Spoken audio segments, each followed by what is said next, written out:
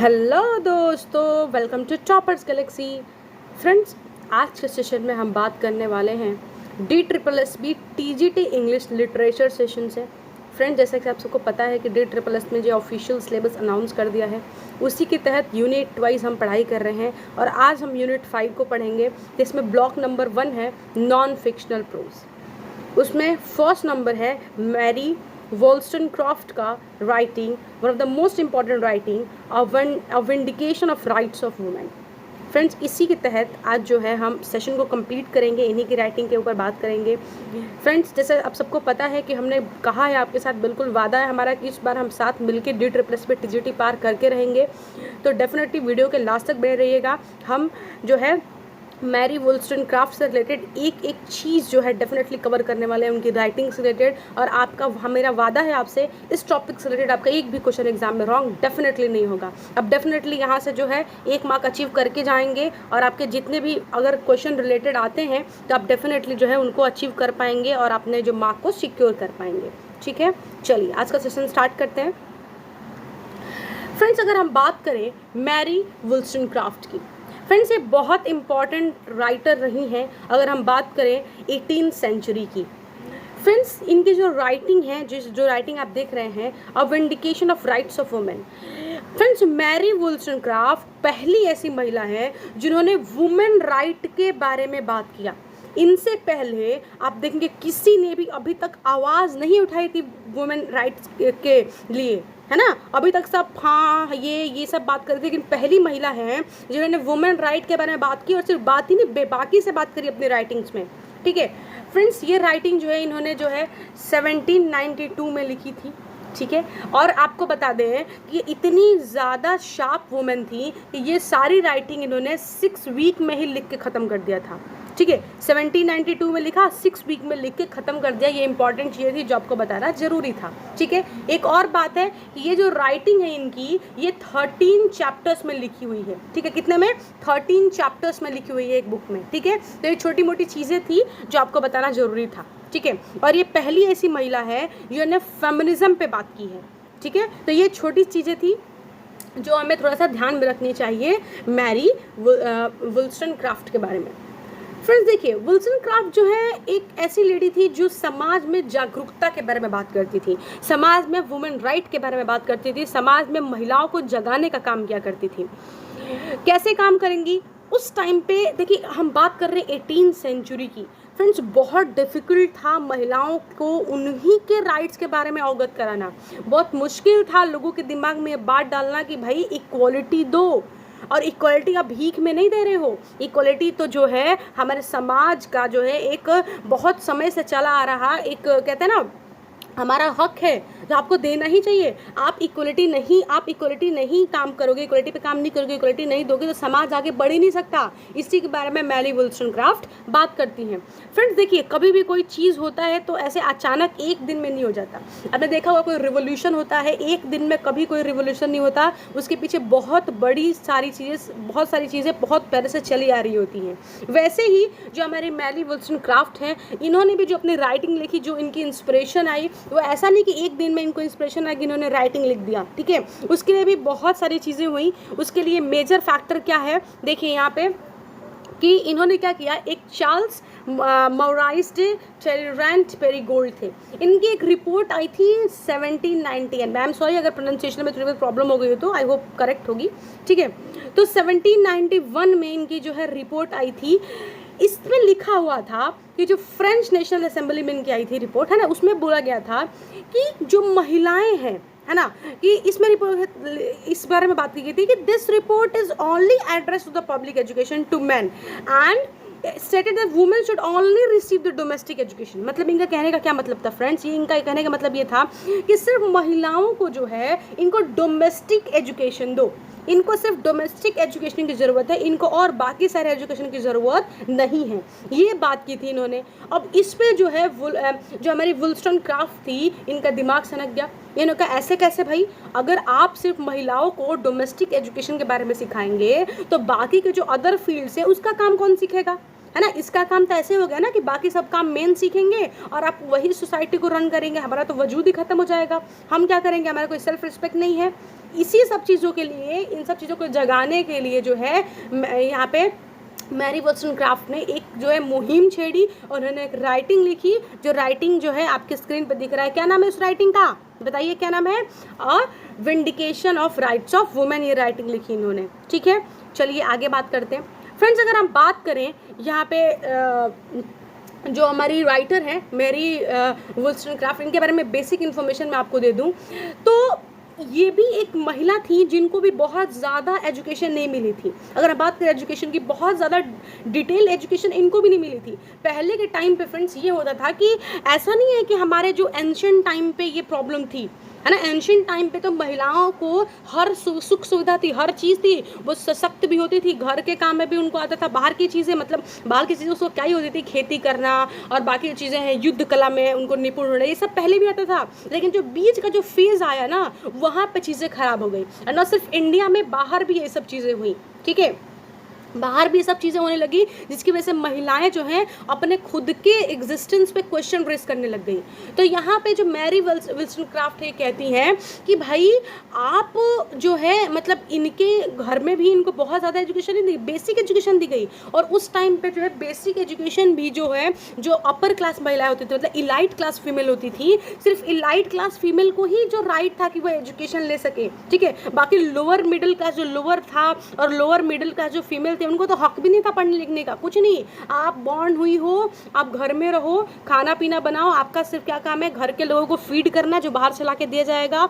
ठीक है, बेबी करना, फैमिली की देख रेख करना, बस यही काम है आपका। ये सोसाइटी में बताया जाता था। ठीक है, लेकिन इसको थोड़ा सा चेंज किया इन्होंने, थोड़ा माइंडसेट चेंज किया। और इन्होंने भी जो है अपने एजुकेशन कैसे पढ़ा, अपनी हॉली बुक्स को पढ़ के, अपने बाइबल को पढ़ के, फिलोसफर्स को पढ़ती थी, जितने भी फिलोसफर्स हुए हमारे, इन्होंने शेक्सपियर को पढ़ा, मिल्टन को पढ़ा, है ना, गाल्सवर्दी को पढ़ा, ऐसे बहुत सारे लोगों को इन्होंने पढ़ा। और ये सब पढ़ने के बाद इनके दिमाग में जो है एक माइंडसेट डेवलप हुआ कि किस तरीके से चीज़ें होनी चाहिए, और तब जाके इन्होंने लोगों को जागरूक करना स्टार्ट किया। अब फ्रेंड्स फिर थोड़े टाइम बाद जब 1797 में इनकी शादी हो गई विलियम गॉडविन की। यस फ्रेंड्स, ये विलियम गॉडविन की जो है वाइफ है, और इन्हीं की बेटी है मैरी शेले। आपने सुना होगा मैरी शेले के बारे में, रोमांटिसिज्म में आती है मैरी शेले। ठीक है, रोमांटिसिज्म में आती है मैरी शेले, जिनके बारे में हमने बात की हुई है ऑलरेडी, रोमांटिसिज्म ऑलरेडी कवर किया है मैंने। ठीक है, तो जो मैरी शेले हैं ये आती हैं। ठीक है, तो मैरी शेले इन्हीं की बेटी हैं।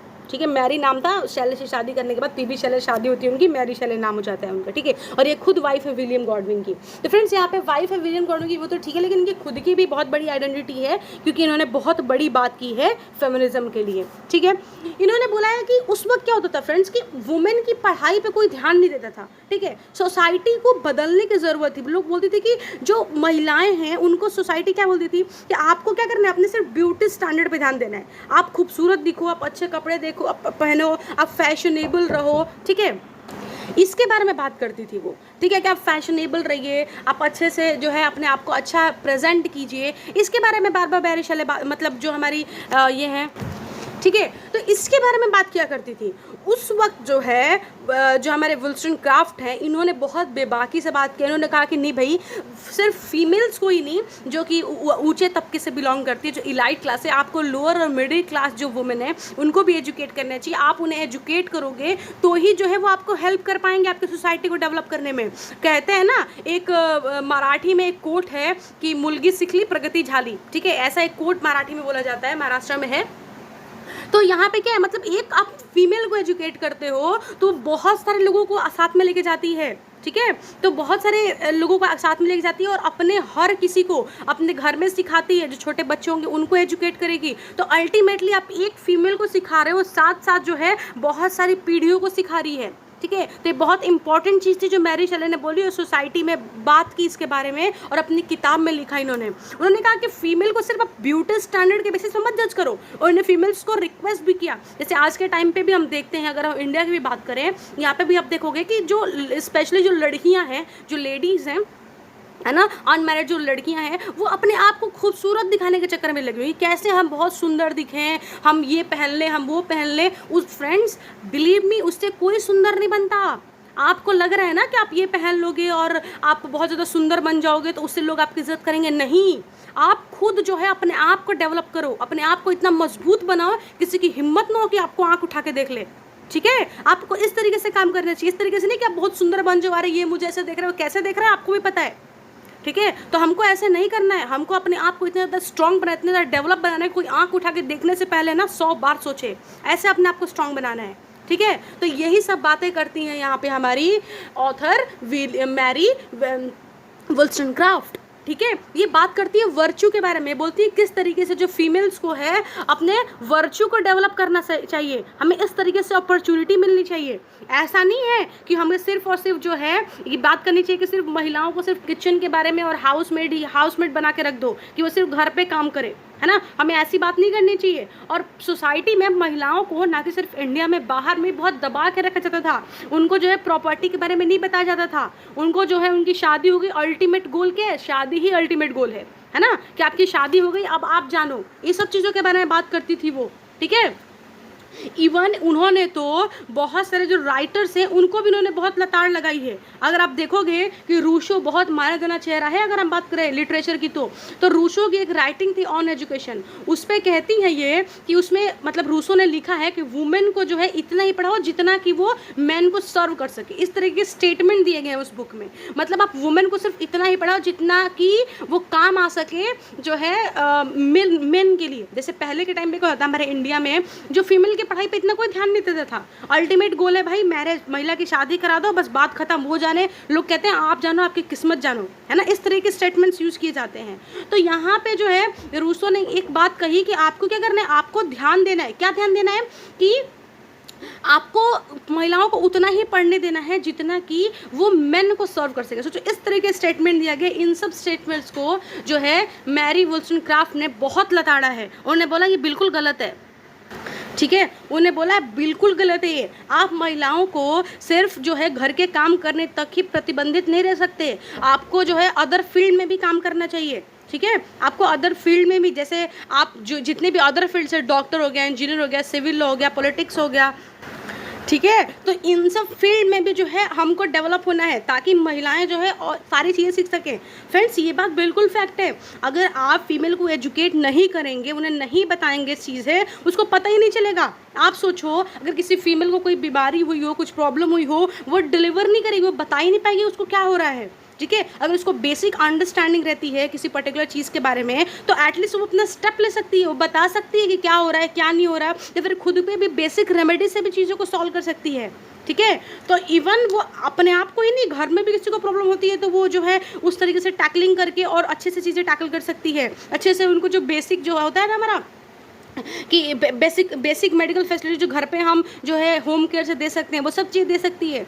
इस सब चीज़ें के बारे में फ्रेंड्स जो हमारी मैरी वोllstonecraft है वो बात करती हैं, जो कि उसके बाद इन्होंने फ्रेंड जॉन मिल्टन के बारे में भी बोला है। इन्होंने कहा है जॉन मिल्टन को कि फ्रेंड्स जॉन मिल्टन के बारे में भी इन्होंने बोला है कि जॉन मिल्टन ने जो ईव कैरेक्टर लिया था ना, जॉन मिल्टन ने बोला कि आप ऐसे कैसे सिर्फ आप ब्लेम ईव को दे रहे हो, है ना। जॉन मिल्टन के बारे में बोला आप सिर्फ ये बोल रहे हो कि ईव ने इवोक किया। क्यों भाई, अगर ईव ने इवोक किया तो उस टाइम पे क्यों जो है जो उसके जो है अल्टरनेट कैरेक्टर हैं उन्होंने क्यों उस चीज़ को एक्सेप्ट किया, उनको नहीं करना चाहिए था, नहीं होता कुछ चीज़ें, है ना। जो हमारे पैराडाइज लॉस्ट में आप देखते हो ना, जो पैराडाइज लॉस्ट जो राइटिंग है जॉन मिल्टन की, उसके बारे में बात हो रही है यहाँ पे। ठीक है, तो वहाँ पे इन्होंने इस तरीके से जो है ईव को प्रोटेक्ट करने की कोशिश की है।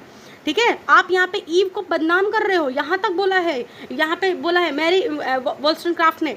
ठीक है, आप देख सकते हो बिल्कुल बेबाकी से इन्होंने बात की है, ये बिल्कुल वुमेन इक्वलिटी के बारे में बात की करती हैं, बोलती हैं कि women and man are equal, इस तरीके से बात करती हैं ये। ठीक है, आप बोलते हैं कि आप जो है सिर्फ जो है मेल और फीमेल बिल्कुल अलग अलग है, उनकी बॉडी थोड़ी डिफरेंट है, इसके बेसिस पे आप उनकी जो है मेंटल स्ट्रेंथ के बारे में बात नहीं कर सकते हो, दैट इज़ टोटली डिफरेंट।